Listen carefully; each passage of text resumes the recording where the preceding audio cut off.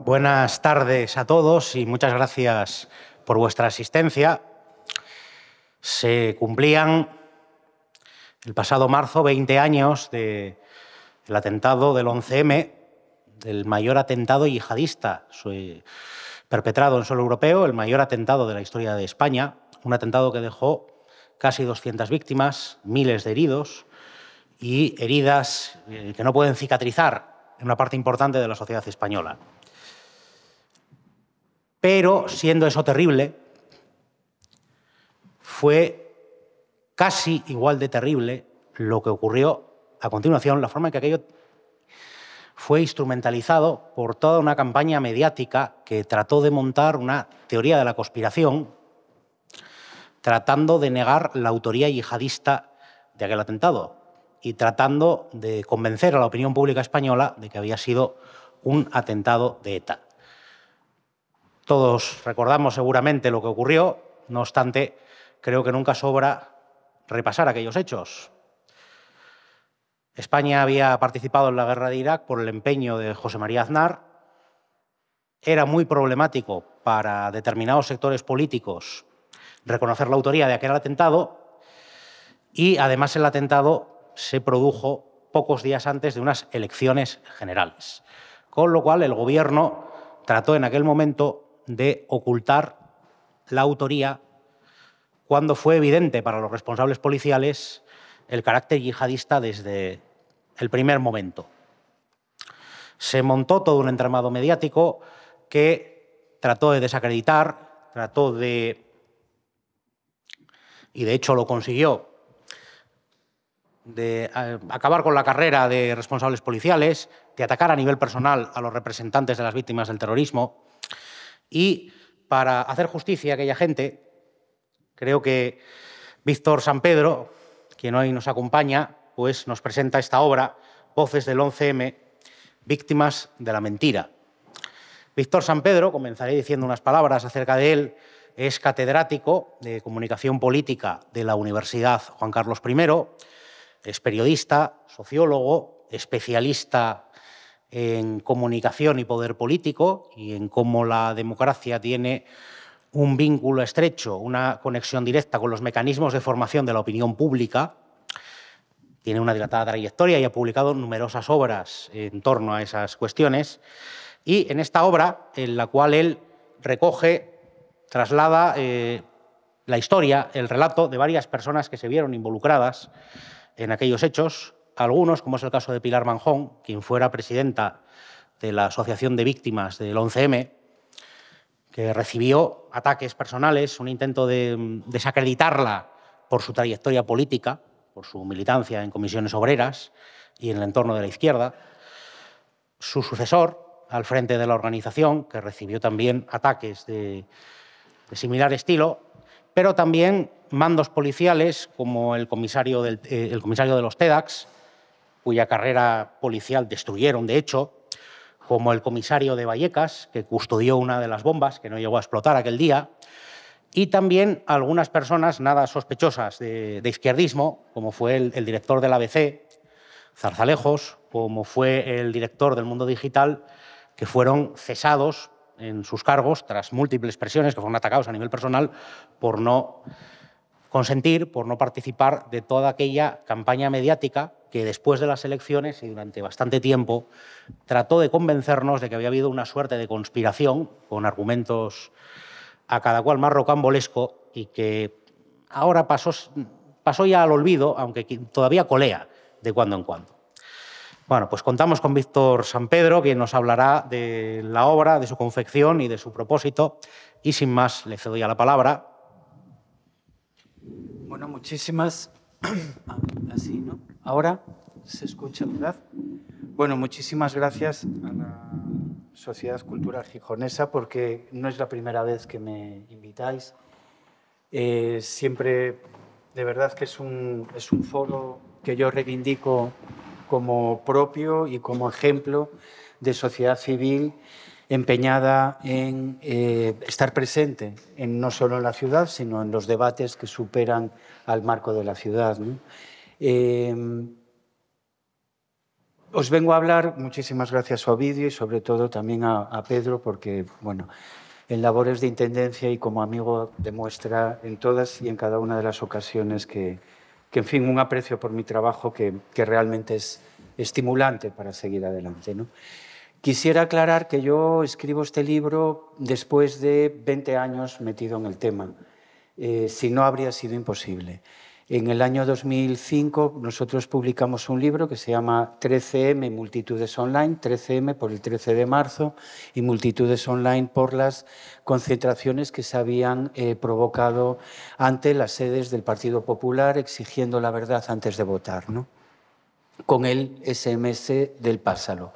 Aquello fue un intento desde la academia de abortar en lo que fueron 9 meses, que fue lo que nos costó elaborar aquel libro, porque en febrero del 2005 ya estaba en la calle, abortar ya desde entonces las teorías de la conspiración. De hecho, el epílogo hablaba de esa manera, que se dejen de conspiraciones, ¿de acuerdo?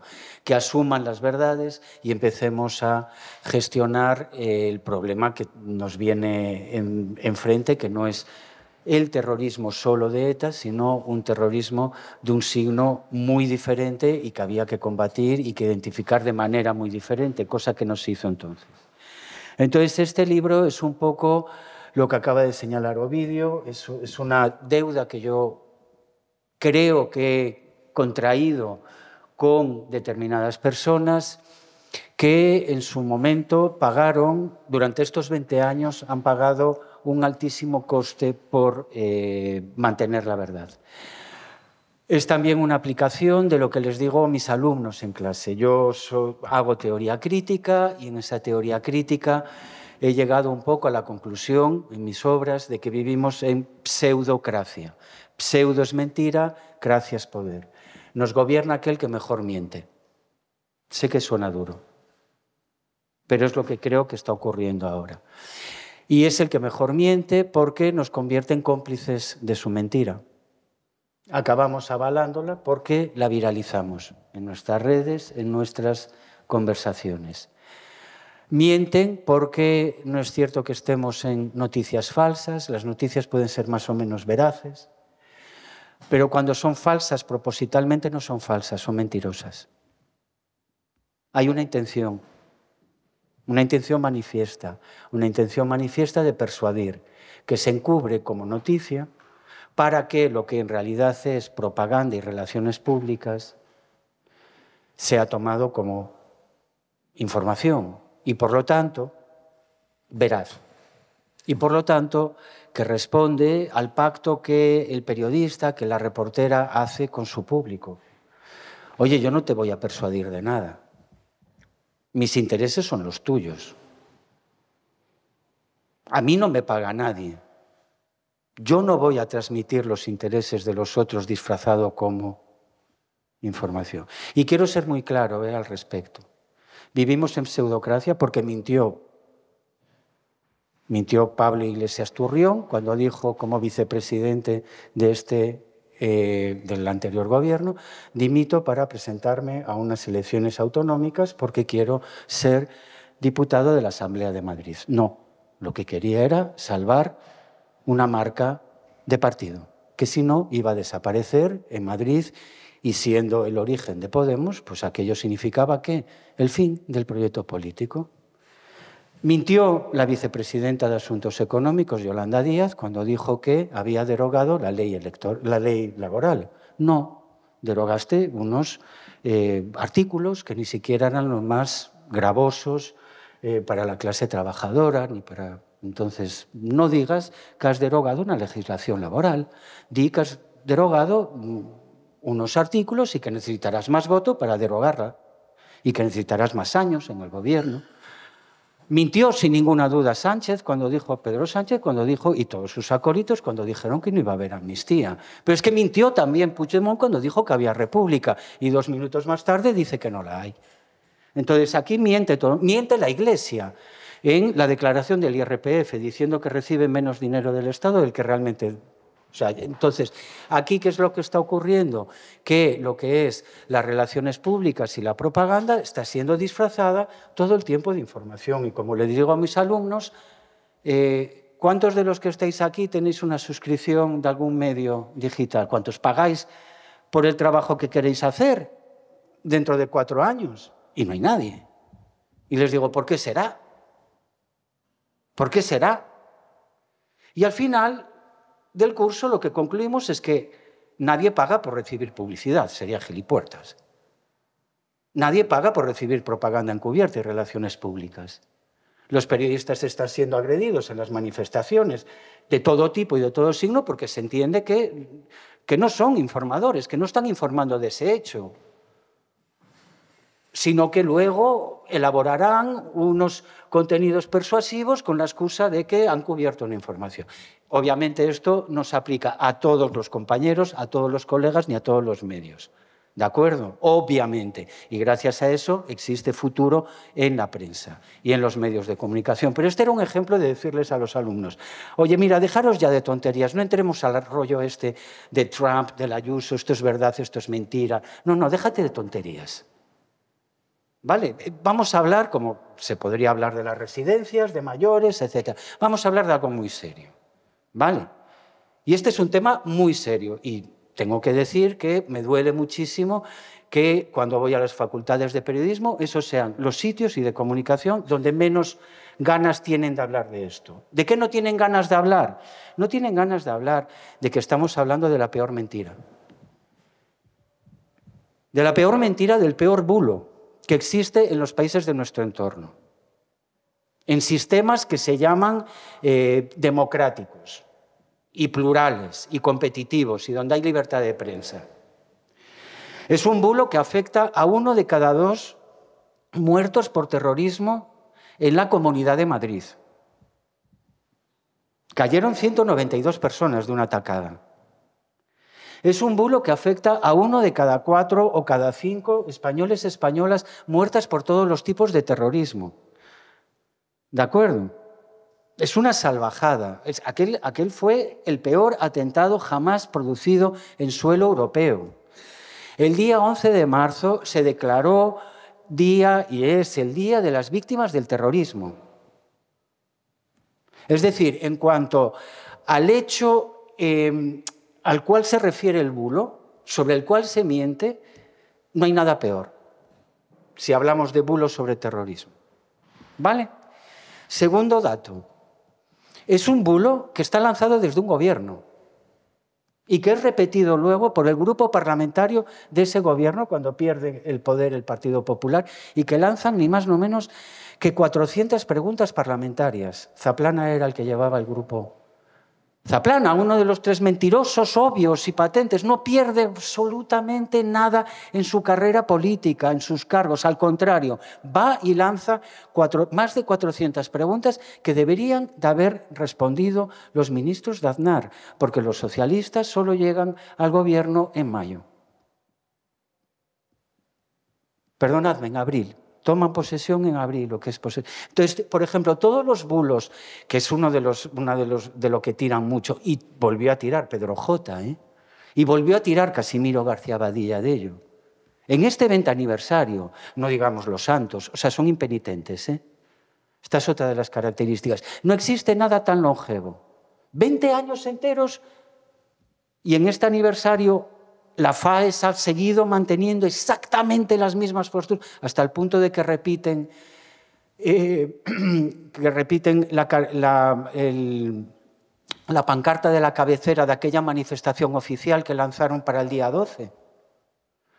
El comunicado de la FAES se vuelve a llamar con las víctimas, con la Constitución y por la derrota del terrorismo. Y uno dice, con las víctimas estamos todos, no solo vosotros. Y estuvimos antes, ya desde el punto número 1, llevando a la gente al IFEMA, con una reacción de la sociedad civil madrileña que, vamos, o sea, no se produjo ni el 11S en Nueva York, muchísimo menos en Londres, muchísimo menos, o sea, toda una sociedad con unos terroristas sueltos, metidos en la calle, llevando a la gente transfusiones de sangre. O sea, con las víctimas ya habíamos estado. Y no se estaba la noche del día 12. Faltaba mucha gente. Con la Constitución, mire, perdone, los terroristas nunca Los terroristas yihadistas nunca pretendieron acabar con su gobierno en unas elecciones. Está usted mintiendo. Está usted mintiendo. Está usted mintiendo. ¿Y por qué? Porque Osama Bin Laden ordena atacar en Madrid en octubre del año 2003. En octubre del 2003, y lo hace como consecuencia de que en marzo se ha entrado en Bagdad. En octubre del 2003 no estaban convocadas las elecciones. Con lo cual, nadie quiso tumbar electoralmente con aquellos atentados a nadie. Y obviamente nadie quería que ganase a alguien que fuese contra la Constitución. Y por la derrota del terrorismo es no por la paz, claro. No fuera a surgir el no a la guerra, que surgió en esa misma manifestación. El nivel de manipulación del gobierno es brutal, hasta el punto de que arriesgan la vida de 2,5 millones de personas que convocaron en Madrid. Nosotros lo dijimos en el 2005, lo volvemos a decir en el 2020. Convocaron una manifestación masiva electoralista por completo, victimista, como ellos saben hacerse, dándole un giro electoralista para ganarlo y erigirse constitucionalistas y unos defensores de la Constitución, y como es la guerra contra el terror, ¿no? Como ellos la describen, eterna, por la derrota del terrorismo, a criminalizar a tu adversario, cuando no lo es.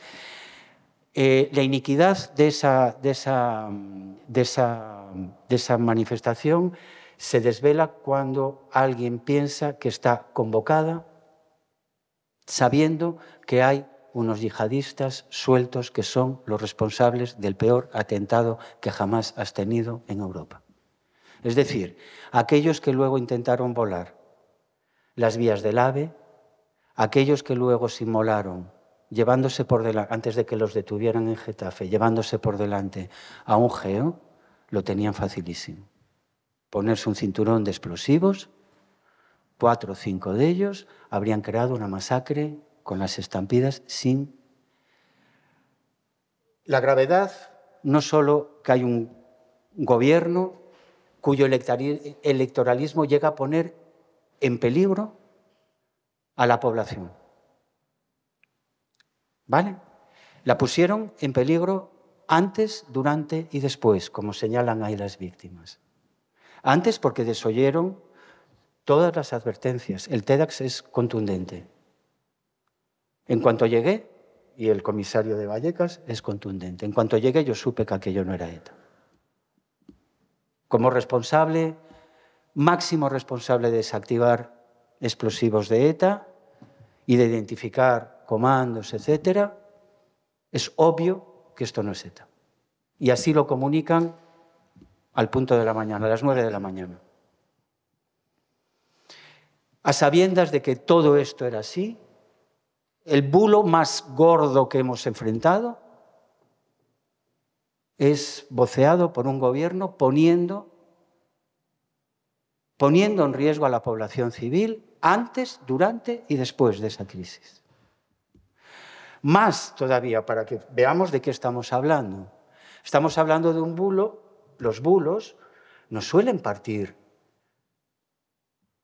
de lo que es el tercer medio de comunicación escrito y la tercera cadena de televisión, máxime cuando es, perdonadme, de radio, máxime cuando esa cadena pertenece a la Conferencia Episcopal. Es realmente extraño que el diario El Mundo, la COPE, ya no digamos Televisión Española, ya no digamos Telemadrid, que era la televisión pública del sitio donde había ocurrido aquello, mintiese. Es que la radio de los obispos miente, a sabiendas. Y no miente en 72 horas antes de las elecciones, porque una vez que mientes, tienes que mantenerlo. La mentira no era única y simplemente esta que estamos hablando, que es cuestionar la autoría de aquellos atentados. La mentira es triple. La mentira es, primero, vamos a la guerra porque hay armas de destrucción masiva. Segunda, el mismo día 11, volvemos a mentirle y a presionar en la ONU para que el Consejo de Seguridad de la ONU condene a ETA en vez de Al-Qaeda. O sea, dos mentiras ante las Naciones Unidas. Una que nos lleva a una guerra y a un posterior atentado, que es consecuencia directa de. Imputación, suplantación, imputación errónea, falsa, no falsa, mentirosa, conscientemente mentirosa. No hay equivocación ninguna. Hay conciencia plena. Hay marginación directa del CNI. El CNI no está en la comisión de crisis del gabinete de crisis. ¿Por qué? Porque lo primero que dijeron, lo que pasa es que tardó 10 años en escribir un libro sobre ello, sus razones tendría el entonces director del CNI, era, os llevábamos avisando medio año. Ya había ocurrido en Bagdad, ya había ocurrido en Casablanca, estaba cantado. Yo no sé si sois conscientes de lo que implica negarle a una víctima su condición real de víctima porque estás manipulando la de su verdugo. Impide no poder cerrar el mausoleo, impide cerrar la tumba con una placa que denuncie a los verdugos de tu hijo o a quienes te dejaron discapacitado. Es imposible hacer un luto de esta manera. Es imposible cerrar. Pilar Manjón no puede hablar desde hace 19 años y me da esta entrevista porque sabe lo del libro previamente y que en todos y en cada uno de los aniversarios Víctor Sampedro estaba hablando de pseudocracia, porque es un término que invento a los 5 años. Cuando digo, ¿pero de verdad? ¿Pero de verdad? ¿A los 5 años todavía seguís igual? Entonces yo digo, pseudocracia e impunidad. Una de las grandes sorpresas que me llevé en las presentaciones de este libro era la pregunta de, ¿usted cree que un bulo de esta entidad... Primero, creo que no eres consciente de la entidad. ¿Usted cree que se podría vehicular actualmente y tendría esta consistencia y tal? Y yo decía, pero ¿no has visto los titulares de hoy? Porque yo he visto normalizado esto. He visto normalizado el llamarle terrorista y el llamarle golpista a alguien que no es terrorista ni golpista. Simplemente es tu enemigo político. Pilar Manjón fue acusada de proetarra. Amén de habérsele negado en redes su maternidad y también que conociese la paternidad de su hijo. Amén de haber recibido agresiones físicas, insultos que no quiero reproducir aquí. Amén de, le contaba Ovidio, de que a ella le retiran los escoltas, después de 7 años con escoltas, bajo el argumento, también se lo comentaba a mi tocayo aquí presente, con el argumento de que ETA ya no mata. Este es el trato que han recibido aquellos que han sostenido la verdad. Más como acusación, para que comprendamos la entidad de este bulo no solo es difundido por los medios de comunicación mayoritarios, de referencia, la COPE de referencia por lo menos para aquellos que profesan la religión mayoritaria de este país y que son referente ético y moral de gran parte de esta sociedad. Estos medios de comunicación consiguen desbancar a sus competidores. Esto no es solo una guerra política, es una guerra mediática. El Mundo logra destronar a la ABC y ahí está la dimisión de Zarzalejos. Zarzalejos, cuando en el 2007 la Audiencia Nacional da sentencia y en el 2008 el Supremo la confirma, cuidado con... Bueno, lo dejo aquí, lo confirma. dice, se acabó la teoría de la conspiración. No voy a permitir, bajo ningún concepto, que se dude, porque ¿qué se está haciendo? Ahora lo diré. Se está minando el Estado de Derecho. Cuando tú a unos policías intachables, unos servidores públicos, vamos, yo no quería la policía hasta que he entrevistado, yo no apreciaba lo que era la policía hasta que he hecho este libro. Y ahora soy un arduo defensor de determinado perfil de policía, independientemente de que sus ideologías políticas sean no solo las opuestas, sino las antagónicas a las mías. Pero alguien como el TEDx que te dice, es que viene Rubalcaba y me dice, asume que te equivocaste, que esta es la única manera de quitarle hierro a este asunto. Que estos no pueden admitir, claro, que han mentido ante la ONU, entiéndelo. Y el tío dice, lo siento, no. Mira que no te vamos a apoyar, ¿eh? Lo siento, no. Mira que vas a tener que hacer todas las querellas contra ellos, solo que el ministerio no se meta aquí. Ni de bromas, ni de bromas. Se lo cargan profesionalmente. Con Rodolfo Ruiz es todavía más duro, porque a Rodolfo luego le acusan de perseguir a militantes del Partido Socialista y víctimas de la VT. No solo le acusan, como a Manzano, de manipular las evidencias y los explosivos, que por cierto son las pruebas, esa mochila, la mochila de Marras, si fuese invalidada, como pedían los conspiranoicos, no habría habido condenados por el 11M. Es la prueba clave. ¿Vale? Hay un detonador, hay una tarjeta SIM, que era la que iba a detonar aquel explosivo. Bueno, faltaba un cable, se desprendió y gracias a esa tarjeta se va al locutorio de Lavapiés y a partir de ahí se desencadena todo. Amén de acusar a unos servidores públicos intachables.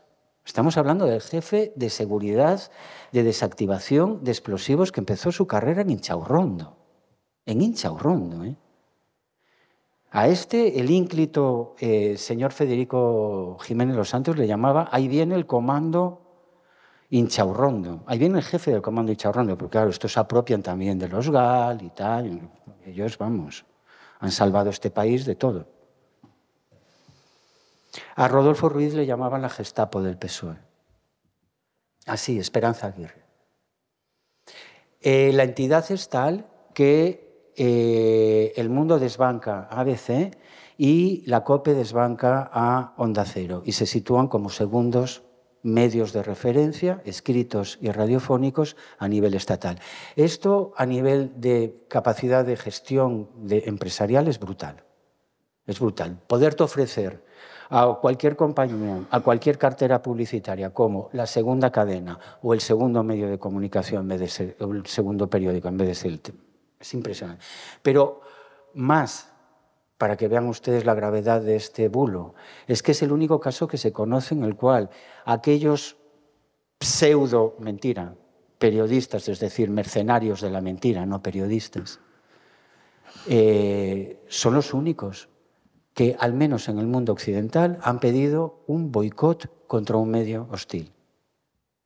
Desbancan a la ABC pidiendo desde las ondas de los obispos y las páginas del Mundo que los suscriptores se den baja de ABC.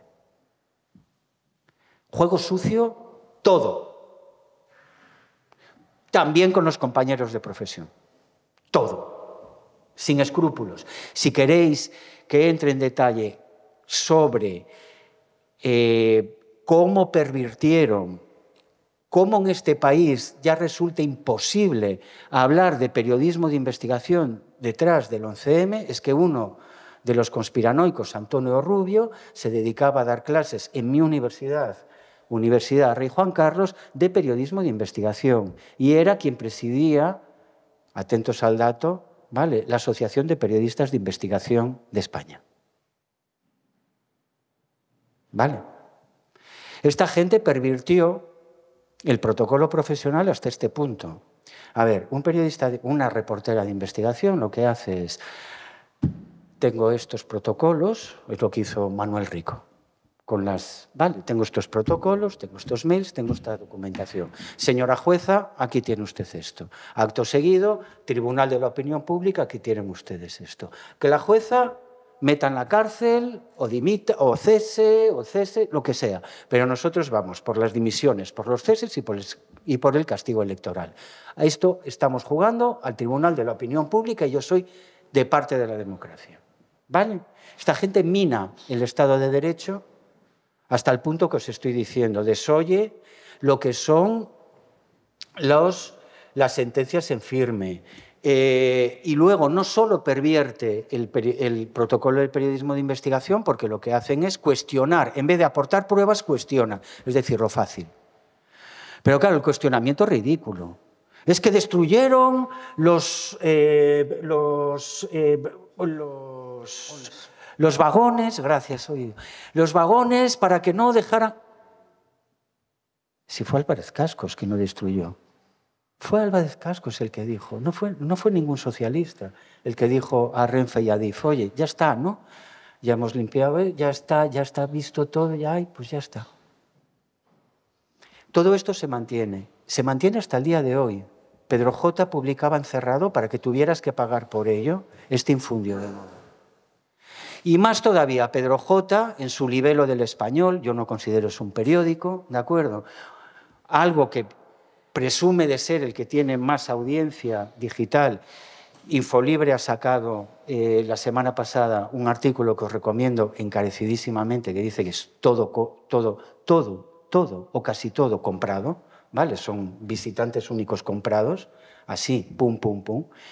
Obviamente le respalda el IBEX, le respalda la cartera publicitaria del IBEX 35, los grandes bancos, etcétera, etcétera. Bueno, tiene capacidad suficiente de coacción como para obligar que coticen allí todos, ¿no?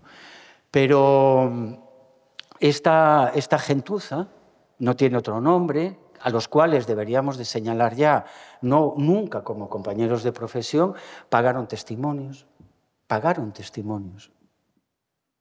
Hay declaraciones de Tresorras diciendo, y a mí me pagaban, porque Tresorras era el que controlaba, el que bajaba de aquí los explosivos a Madrid. Era el jefe de aquella mafia. A mí me pagaron, y como si me pagan por contar la guerra civil. Yo, así. Coaccionaron a testigos, obviamente a los más vulnerables. A 2 rumanas les amenazaron, bueno, con expulsarlas del país, con impedirles la reagrupación familiar. Dos rumanas que decían, claro que sí, que Zamar Zugán, si lo vimos allí. Y ellos van a cuestionar que aquellas estuvieran en los trenes, menos mal que Interview había sacado una foto y estaban ellas sentadas allí. Bueno, una cosa.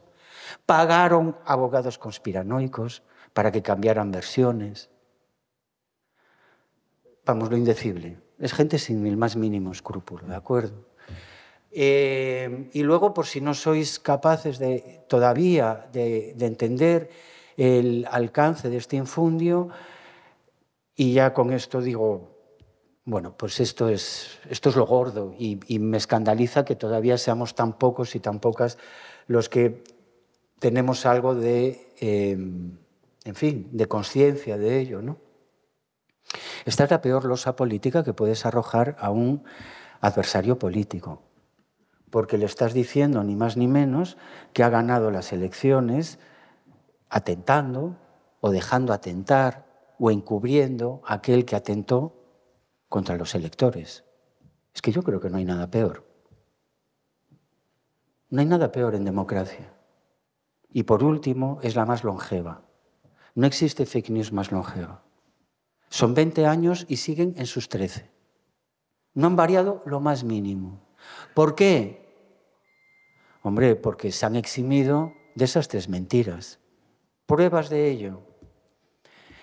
Según las encuestas, 1 de cada 3 españoles, españolas en edad de votar creen que ETA fue la responsable del 11M. Y no existe ni el más mínimo indicio. No existe ni un solo testimonio, no existe ni un solo peritaje, no existe ni un solo documento que lo acredite. ¿Y sabéis cómo la FAES y Aznar no hablaba? Hablaba la FAES, para eso sirve un think tank, que en realidad funciona como un shit tank. Sí, un ventilador de mierda, un tanque que expulsa mierda todo el tiempo, que da de comer a la opinión pública la bazofia. ¿Sabéis? Los restos que quedan de las comidas, incluido algún revueldo, lo mismo que llevas diciendo. A eso sí se lo dices. Ahora, en las memorias es muy listo Aznar, ¿eh? Bueno, y en las comparecencias públicas. En las comparecencias públicas nunca mencionó a ETA. Y es en sus memorias, también en Planeta, por cierto, eso es para que luego vengan los agiógrafos y digan, no, el presidente de gobierno era consciente de tal. Él reconoce que la propia FAES, en el 2003, decía, cuidado, cuidado, cuidado, que hay amenaza yihadista. Eso lo dicen las memorias. A la opinión pública nos vuelve a decir, con las víctimas, con la Constitución, por la derrota del terrorismo. Este bulo, en el fondo, instaura la apropiación de las víctimas, la identificación de las víctimas de ETA única y de las víctimas del terrorismo única y exclusivamente con las de ETA y con las afines al Partido Popular, y es un discurso que crea crímenes de odio. El día 13 de marzo asesinan en Pamplona a Ángel Berrueta. Es el último testimonio que recojo, ¿vale? Itziar Berrueta es una reponedora de Eroski que es hija de Ángel. Ángel era un panadero en Pamplona. ¿Cuántos sabéis de esto? ¿Cuántos recordáis? ¿Podéis levantar la mano los que estéis aquí? Ángel era un panadero tremendamente popular, tremendamente querido. Cuando presentamos el libro en Iruña fue de las cosas más emocionantes que jamás me han pasado. Quedó muchísima gente en la calle, quedó una lista de... Porque claro, se sienten reconocidos por fin y además dice mierda y nos habíamos olvidado de Pilar. Vale, lo que yo he intentado... Luego lo explico con más brevedad. Ángel se niega a colocar, había cerrado la panadería el día anterior para que quienes creyeran que era ETA y quisieran manifestarse en contra de ETA y con el gobierno fueran. Él ya cerró. Era de lo que comían sus 3 hijos, su mujer y él. Claro, ya 2 días no quería ya cerrar. Entonces le bajó una vecina toda excitada diciendo, coloca esto, ETA no. La vecina es la mujer de un policía nacional, que era escolta de uno de los mayores conspiranoicos, con libro, en la esfera de los libros, la editorial de Pedro J., etc. El libro se llama Titadine y él cuestionaba los explosivos, uno de los conspiranoicos que si fuera por ellos no habría responsables, ¿no? Entonces la mujer sube, le calienta los cascos, según el propio sumario y el propio marido, y bajan el marido y su hijo. El marido le pega 4 tiros con su arma reglamentaria, el hijo le pega 3 machetazos, todos ellos mortales de necesidad. Queda tumbado en el suelo, sin asistencia médica ninguna y muere, según Aitziber, muere mucho antes de llegar al hospital. Miren ustedes, esto demuestra que aquel lema, aquella manifestación y el discurso sobre las víctimas y el terrorismo que lleva funcionando en este país durante 20 años origina crímenes de odio. Y no solo eso, no solo odio y revictimización constante de las víctimas no oficiales. Como dice Pilar, es que no somos ni siquiera víctimas de segunda, es que somos de cuarta o quinta, joder. Ojalá me hubiera matado al hijo ETA. Así. No solo eso, este discurso ha acabado revictimizando a aquellas víctimas que reclama como propias. Consuelo Ordóñez, hermana de alguien de ese partido, asesinado por ese partido, ha pedido por activa y por pasiva, y como ella, otros muchos. Por favor, no hagáis campaña electoral con el asesino de mi hermano, que me revictimizáis. Consuelo Ordóñez bajó a Madrid hace, creo que 6 semanas, mes y medio, y dijo, yo nunca me he encontrado un sitio tan hostil. Consuelo Ordóñez fue acusada por los acólitos del ayusismo de, ojo al dato, es que lo que usted tiene es un síndrome de Estocolmo respecto a ETA. ¿Pero cómo se puede llegar a esta indignidad? ¿Por qué he reivindicado y reivindico a esta gente? Esta gente hablo de las víctimas, no se quieren llamar víctimas. Para empezar, no quieren ningún plus de superioridad moral, no quieren ningún exhibicionismo del dolor, no quieren arrogarse el dolor para arrojárselo luego a sus enemigos políticos. No, ellos se llaman afectados. Como dice Pilar, Víctor, por favor, me dice en un momento de la entrevista, yo no puedo ser víctima. No existe la viuda de un hijo. A mí me hirieron en mis afectos más profundos. A ti en los ciudadanos. Se supone que por algo estás aquí y nos has apoyado tanto. Al resto de la gente, nada. Han pasado de decir todos íbamos en aquel tren a ni saber lo que ocurrió, a ni acordarse de nosotros. Esta gente no solo no se quiere llamar víctima. Esta gente, punto número 1, es pacifista o antimilitarista. Todos ellos dicen, estábamos en el no a la guerra, estábamos en el no a la guerra. Bueno, Pilar y su sucesor, su ex, eran sindicalistas. Sindicalistas en el antifranquismo. Ellos sí, Eulogio, por ejemplo, sí dice, yo sí soy víctima de algo, del franquismo, que me detuvieron y tal, y Pilar lo mismo, y a nosotros los ¿cómo se llamaban aquellos? Los de Cristo Rey. Los de Cristo Rey nos perseguían con cadenas, etc. De eso se reclaman víctimas. Pero de lo otro son afectados. O sea, su talla moral es impecable. Son tan solidarios internacionalmente, internacionalistas de verdad, que se reclaman como víctimas de la guerra de Irak en la retaguardia. Y muestran todo su respaldo y a las víctimas de los frentes en Extremo Oriente. Y Pilar, por ejemplo, dice, y mi hijo negro, ese saharaui que acogimos y tal, que era el mejor hijo de tal.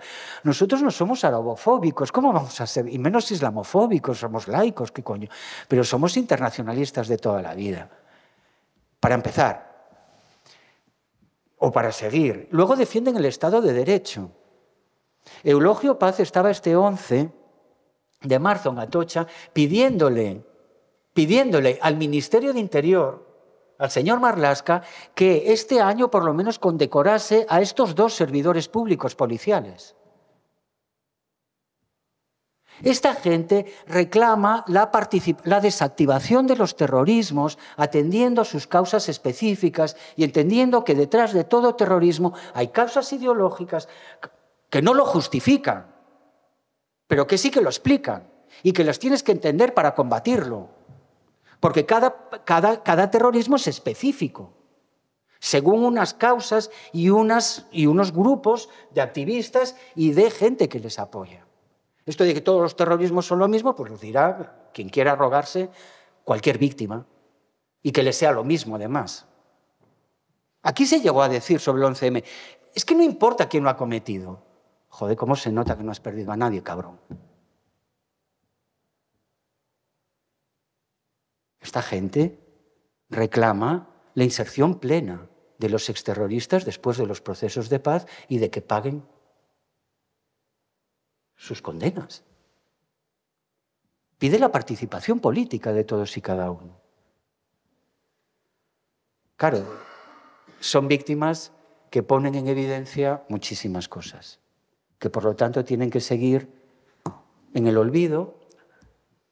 Creo que ya no en la ignominia, pero sí en el desasentimiento más total y absoluto, ¿no? Siguen poniendo en evidencia pues, todos aquellos que creo que nos degradan en cuanto a nuestra talla moral y ya no digamos nuestro nivel cívico cotidianamente en los medios de comunicación. Yo nunca lo hago con mis libros. En este os pido que por favor lo compréis. Esta gente todavía, a día de hoy, bueno, durante los 8 primeros años no recibieron ninguna ayuda de la Comunidad de Madrid, representando a una de cada 2 víctimas del terrorismo. Y tienen, bueno, pues eso, un colectivo de unas 50, 60 personas a las que todavía a día de hoy les hay que llenar los frigoríficos o pagar pisos patera para que puedan ir durmiendo, etcétera, etcétera.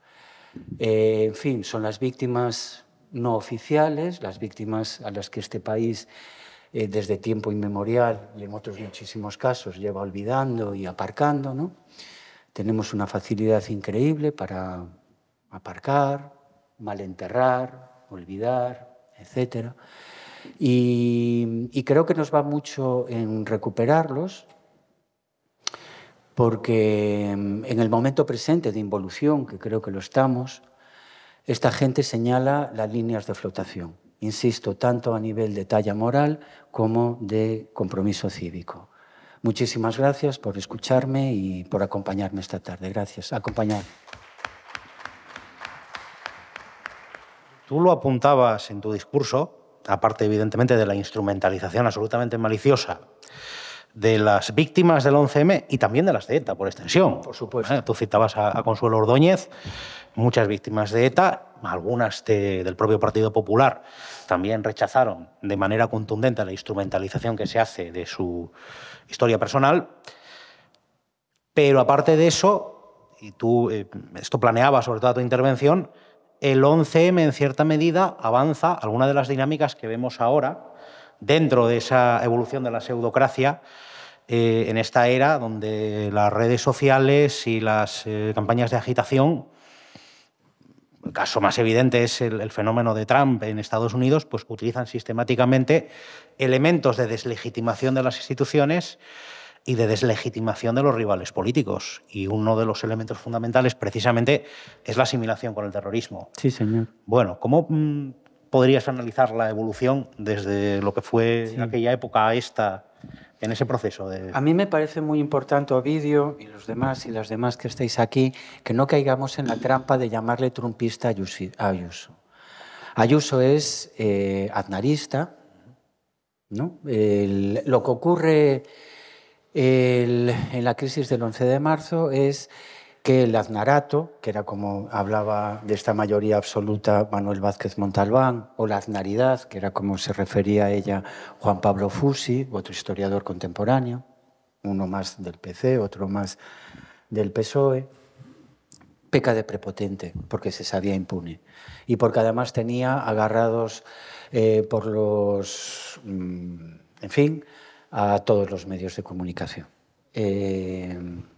Los testimonios de los periodistas así lo evidencian, ¿no? Daros cuenta que en el 2004, justo en el 2004, todos los medios de comunicación en España están haciendo la transición digital.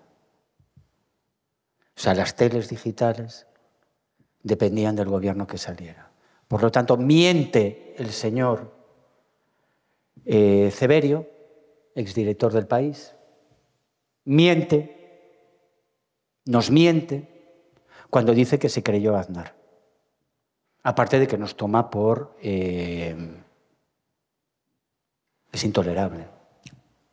Es intolerable que un periodista, y además ha sacado un libro sobre ello. A ver, a Severio, entonces, ¿sabéis lo que hizo, no? O sea, Aznar llamó en la mañana del 11, del mismo 11, a los directores de medios de comunicación diciéndoles que era ETA. Y Severio cambió el titular del País de masacre yihadista Madrid a masacre de ETA en Madrid. Y va el señor Severio y ya nos dijo, ¿vale?, en 19 días más tarde, tardó, qué vergüenza, no me extraña, y entonces va y dice que apela a la credulidad. O sea, su credulidad y buena fe. Y dice que ¿quién iba a dudar que un presidente de gobierno, ni más ni menos, un presidente de gobierno como Aznar, fuera a mentir sobre algo tan grave? Y uno dice, joder, pues un periodista. Vamos, un periodista que hubiera vivido aquí en los últimos 4 años de Aznarato. El Yak 42, el Prestige, las armas de destrucción masiva en Irak, pero le parece poco como antecedentes. Y en todo caso, en algún momento habría que preguntar, ¿con qué evidencias cuenta usted, señor presidente? Aznar le tendría que haber dicho entonces, todavía ninguna. Pues cuando las tenga, me lo dice. No hubo evidencia ninguna, y lo vuelvo a repetir, pero ni siquiera tangencial, ni el 11 de marzo del 2004, ni en el 2007 y el 2008, cuando hubo sentencia plena, ni ahora. Pero la FAES, ¿sabéis lo que sigue diciendo? La FAES ahora es que hemos normalizado el lenguaje antidemocrático. La FAES dice, en ningún momento, ninguna documentación, ningún informe descartó por completo a ETA. Pero vamos a ver, señor Aznar, pero vamos a ver, señor Ceberio, pero vamos a ver, España. Es que no hemos entendido todavía que en un Estado de Derecho, quien acusa y encima acusa de algo así, o aporta pruebas o difama, o ya sin teoría democrática ninguna. De verdad, hemos perdido el sentido común como para no poderle responder. Hombre, tampoco nadie ha descartado al IRA, y a nadie se le ocurre pensar que el IRA hubiera actuado el 11M. No son trumpistas. Se adelantaron con mucho a Trump. Fueron mucho más lejos que Trump. Van mucho más lejos que Trump. Yo no lo puedo decir más claro, ni más alto. Entonces, por favor, y que no caigamos en el rollo. En Madrid mola mucho decir que soy un ayuser. Un ayuser es de Ayuso, ayuser, seguidor de ayuser. Les tendríamos que decir, pues debes de ser como aquellos pringados de los peones negros. Unos tipos que se dedicaban pues a conspirar. Fueron negacionistas electorales antes que Trump. Esta gente lleva negando que las victorias del Partido Socialista sean legítimas. Estamos hablando de lo fundamental de esta democracia. Estamos hablando insisto, de la línea de flotación de una esfera pública democrática. Y a nadie parece interesarle demasiado a 20 años después, o será, yo he llegado a la conclusión de que tienen tantísimo poder que siga habiendo muchísima gente que se calla. Bueno, este libro ha pasado por 7 revisiones jurídicas. La última hacía exclusivamente referencia a determinados nombres que, por favor, ¿para qué los vamos a tener? Entonces, no tenemos nada que aprender de los americanos. Y no es de extrañar que esta gentuza, bueno, no tiene otro nombre porque realmente generan crímenes de odio, lo vuelvo a repetir. Su discurso es un discurso de odio, por mucho que se arroguen palabras como reconciliación, justicia, dignidad, memoria histórica y todo esto. Demuestran muy bien de qué incultura política vienen y de cómo y a quiénes han considerado las únicas víctimas legítimas de honrar en este país desde hace mucho. Yo siempre tengo la opinión que este país tiene pendiente una serie de reformas estructurales recurrentes que son muy difíciles de acometerles por un lado, pero que son por otro lado imprescindibles, ¿no? Yo cifro por lo menos en 3, podría haber más. Una es una reforma profunda del modelo fiscal, otra es una reforma a profundidad del sistema judicial, que también creo que es otro problema imprescindible, y otra es el sistema de medios de comunicación que tiene este país, y que son esas reformas que creo que somos incapaces de adoptarlas o de asumirlas.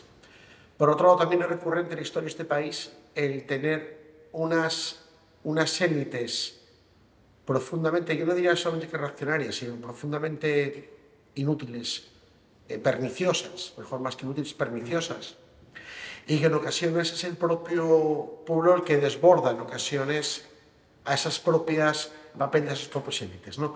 Creo que el 11M y lo que pasó días después tiene también bastante que ver con eso, ¿no? Digo, por abrir una puerta a la esperanza también, ¿no? Que eso también creo que es importante. Y luego, cuando se habla del tema, que es muy importante, como iniciaste la conferencia, el tema del papel de la mentira en la política, ponías unos ejemplos, creo que los ejemplos obviamente no tienen nada que ver con el tipo de... Obviamente, ¿no? Os lo entendí claramente, pero sí que es cierto que es la pérdida de importancia de la verdad o la mentira en política. Sí. Creo que eso es algo que no está nuevo ni está moderno, sino que ocurre en ocasiones cuando el sistema político, la democracia liberal, está en crisis. Voy a poner un ejemplo. A mí eso que estás comentando me estaba recordando una serie que vi hace poco que transcurría en torno al famoso caso Dreyfus. Que realmente hay ciertos paralelismos importantes. Quitemos unos medios de comunicación digitales o no digitales y el papel de algunos tabloides en aquel momento en la Francia del 19 o que pasaron justamente en otras épocas. Y tienen que ver precisamente, que es algo que yo era un poco casi como pregunta, si todo esto que está pasando, tanto lo hablamos de Trump, de Bolsonaro, demás, obviamente lo estoy haciendo más acertadamente, esperando que es previo, es causa o es también incluso más bien, o sea, es consecuencia, pero también es causa precisamente de esa crisis política. Es decir, que la propia degradación del sistema político tal, genera ese ámbito. No solamente que es consecuencia de ello, sino que también va en paralelo a ello, que se puede desarrollar cuando el sistema democrático, digamos, liberal, de alguna manera, está en una profunda crisis estructural. Era como una pequeña reflexión. A ver, dos cosas sobre eso, Pedro, y también al resto de compañeros y compañeras. La primera es, suscribo y no solo ratifico, o sea, teórica y académicamente está muy probado que el nivel de y es lógico, el nivel de conversación social y de debate público influye y determina claramente la mejora o la involución de las instituciones. Entonces, estamos con instituciones que se están ocupando de problemas mentirosos, de una agenda mentirosa. Entonces, esto es muy grave, porque es no ocuparse de lo que realmente afecta a las vidas cotidianas y por eso, y no por otro motivo, la gente consideramos a los políticos como uno de los principales problemas de este país. Y la polarización está mucho más en los políticos que en la opinión pública. Tú miras la opinión pública y dices, hay unos consensos brutales. En cuanto a defensa de la sanidad y de la educación pública, totales. Pero claro, eso no mueve medios de comunicación, no mueve audiencias, no mueve votos, porque es consenso, ¿no? Bueno, en la campaña vasca es el tema. Salud, porque alguien se pone y dice, este es el tema, y nos dejáis de tonterías. Es decir, se puede cambiar las cosas. ¿Qué necesitas? Una conversación social que realmente lleva a las instituciones una agenda real y social.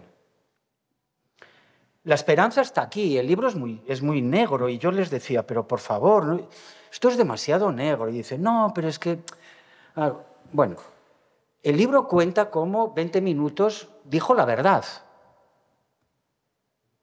Os recomiendo encarecidísimamente que lo leáis porque ningún otro medio de comunicación lo va a reivindicar, no lo reivindican. En 20 minutos habían refugiado, entre otros, el padre de Ignacio Escolar, actual director de El Diario.es, se llama Arsenio Escolar, y algún otro periodista de la transición, pero de los Manolo Sacco y José Antonio Martínez Soler, que es al que entrevisto aquí.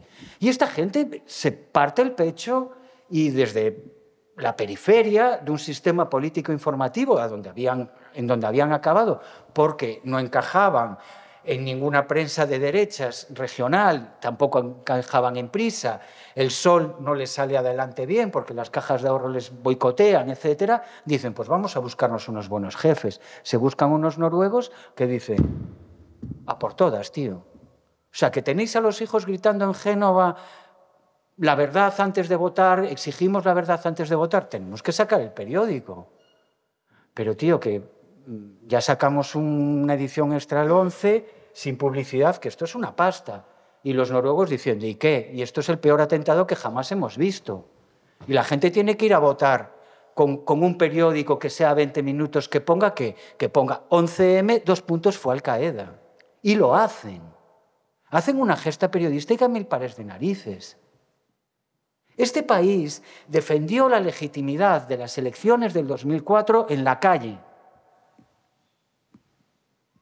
frente a las sedes del Partido Popular, diciendo queremos la verdad antes de votar, la noche anterior en la manifestación oficial preguntando quién ha sido e interpelando a la cabecera aquella mentirosa, y luego con la prensa que se vendía en la calle. El propio electorado defendió al electorado. Si me pusiera populista, diría eso. Solo el electorado en España defiende el electorado. Y es más, defiende la democracia, lo dijimos en 2005 y gracias por la oportunidad de poder decirlo de nuevo. 20 minutos. Y las multitudes online del 13M, que es como les llamamos, en aquel libro del 2005, garantizaron la legitimidad del presidente Zapatero. ¿Por qué? Miren ustedes, a mí me importa 3 pitos quien gana unas elecciones a la hora de escribir este libro, de dar clases. Es mi tarea como catedrático de opinión pública, defender la teoría de la democracia. La teoría de la democracia, Pedro y el resto, nos dice que si en una elección, y el sentido común, si en una elección los únicos que están diciendo la verdad son los que mienten 364, 365 días al año, vulnerando los derechos humanos y mintiendo sobre sus objetivos de emancipación nacional, que son los terroristas. Ya no hablemos de la insania de los yihadistas. Ese resultado no es válido.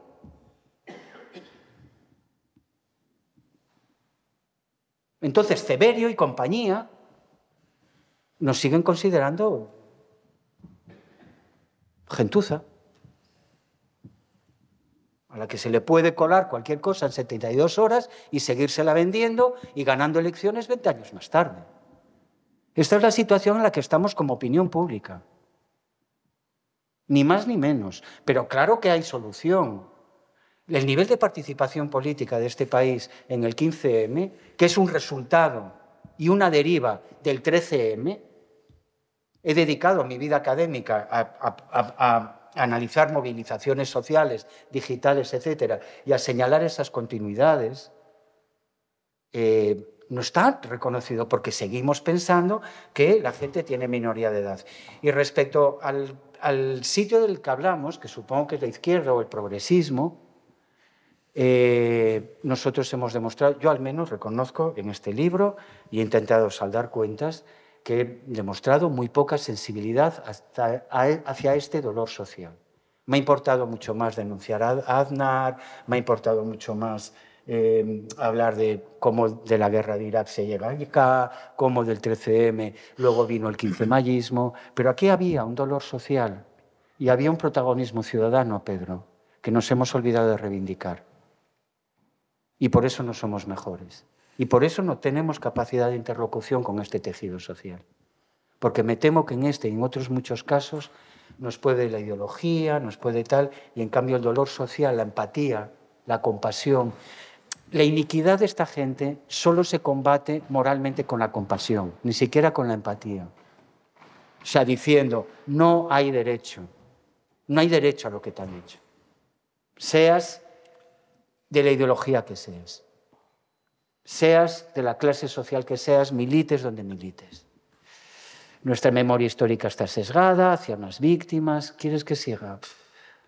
Y entonces, claro, luego no tenemos capacidad de interlocución porque la gente dice, no eres de los nuestros. Entonces, también una autocrítica. Primero, Claro que existen soluciones, pero no las hemos sabido ni ver ni reivindicar. Y dos, cuidado que nosotros no hemos demostrado mucha más, y siento decirlo, altura ética. Yo al menos me reconozco todavía muy en deuda con esta gente. Si queréis más datos, reivindican. Es que parecen noruegos, no parecen de Vallecas. Parecen de Copenhague o algo así, daneses, de Amnistía Internacional o luchadores de derechos humanos. Reivindican que los acusados de terrorismo puedan escoger a sus abogados. Reivindican secreto de comunicaciones de los presuntos terroristas con sus abogados. Es decir, derogar parte de la ley antiterrorista más lesiva. Y, por cierto, son muy conscientes de que las penas que se impusieron son muy livianas, porque la legislación ni siquiera estaba acorde al terrorismo yihadista. Quienes más defienden el Estado de Derecho son aquellos que peor parte reciben. ¿Les suena de algo? Porque a mí puedo señalar un montón de víctimas con ese perfil en este país y en muchos campos. ¿La opinión pública de Madrid es la opinión pública de España? Sí, sí. Total. Y si la exigencia principal al periodista es no mentir, sí, señor. A partir de ahí, el que ese libro, discutible como todos, pero abierto a la crítica, ¿en qué medida llegó a las asociaciones de prensa? Que me parece muy importante saber si se intentó que llegara o si algún periodista o cargo de las directivas se han interesado por ese libro que planteara como aquí, que hay que hacerse a la población. Y también en las escuelas de periodismo, si se trató de plantear esto, todo discutible, nadie es exacto al 100%, ni la construcción de la verdad es así. En las escuelas de periodismo, ¿en qué medida ha sido recibido o se ha intentado llegar allí? No, nada más. Seguramente que la respuesta va a ser decepcionante, pero bueno. No, ya verá cómo no. Primero, la observación de la compañera, 100%, como dicen mis hijos. Totalmente de acuerdo. O sea, de hecho, lo que ocurre a partir del 11 de marzo es que, lo voy a decir así de claro, creo que todos lo vamos, que es muy perceptible. Madrid es un polo irradiador de odio y de tensión frente al gobierno central cuando no es del Partido Popular y frente a las periferias, sean o no soberanistas. Porque el BNG no es soberanista y también era de Hamas y era de la ETA. Joder, es que no se puede ser más bestia. Ya está, es un foco irradiador de odio y de tensión. Yo creo que eso es palmario. La respuesta del compañero, mire, yo estoy muy contento con los resultados de este libro, pero muy contento. Vamos por la segunda edición, para empezar. Le he colado a una gran editorial un texto muy incómodo, pero que creo que da voz y que da perspectiva. Y, por cierto, agradezco encarecidísimamente cómo se ha peleado la editora para sacarlo adelante, con total profesionalidad y honestidad de, oye, mira, nos gustaría que fuera así, y yo, pues mira, yo creo que tiene que ser así, y muy bien. Respecto a la pregunta en concreto, mire, lo he pedido explícitamente. ¿Hay alguna asociación de prensa que quisiera? ¿Hay algún sindicato que quisiera? ¿Hay alguna federación de periodistas que quisiera? ¿Hay algún colegio de periodistas que quisiera? Yo ya no digo decir que Pedro J., Casimiro García Vadillo y el señor Jiménez Los Santos son unos pseudo periodistas. Yo ya no digo eso, ni unos no digo ni mencionar sus nombres. Digo, señores, algo así como se hacen 20 años del peor bulo que existe, deberíamos de recuperar protocolos profesionales, algo así. ¿Sabe lo que me dicen? Imposible. ¿Pero por qué? Y entonces uno dice, pero vamos a ver, no se puede criticar, ya le digo así en concreto, porque fue la semana pasada, no se puede criticar esta amenaza de Miguel Ángel Rodríguez a los periodistas y tal. No, es que te dicen que entonces hay que criticar también lo del Coldo. Y uno dice, ¿qué? ¿Esto qué es? ¿Qué tendrá que ver una cosa con otra? Es esa equidistancia que obviamente cuando el Travelo está así desequilibrado ya sabes a quién están apoyando. Pero le digo que soy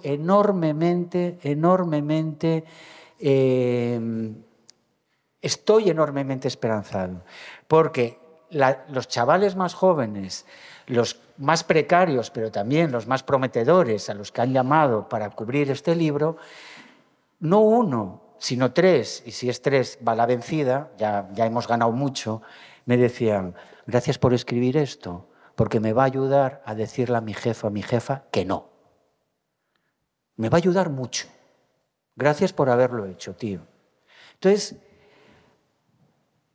tiempo al tiempo. Cuando Manuel Rivas presentó este libro en el Puente de Vallecas, en el Pozo del tío Raimundo, le puedo asegurar que con un orgullo de barrio y un orgullo de clase apabullante, 300 personas allí un viernes por la tarde, en Madrid, con un libro tan triste como este, dijo una frase que en gallego decimos, dice toda la gente del mar. A verdade sempre abolla. La verdad siempre sale como las boyas. Y siempre acaba en tierra. Cualquier cuerpo que caiga al mar va a acabar flotando y va a llegar. Va a llegar a la playa. Tranquilo, que el tiempo va a nuestro favor. Y los jóvenes lo aprecian.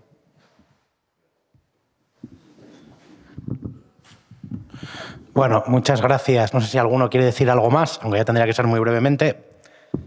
Bueno, si nadie más quiere preguntar o introducir algo, vamos a despedir el acto. Muchísimas gracias, Víctor, por este ejercicio de memoria, por este acto de reparación en la medida de lo posible a las víctimas del 11M y muchas gracias también por la vibrante exposición que nos has brindado.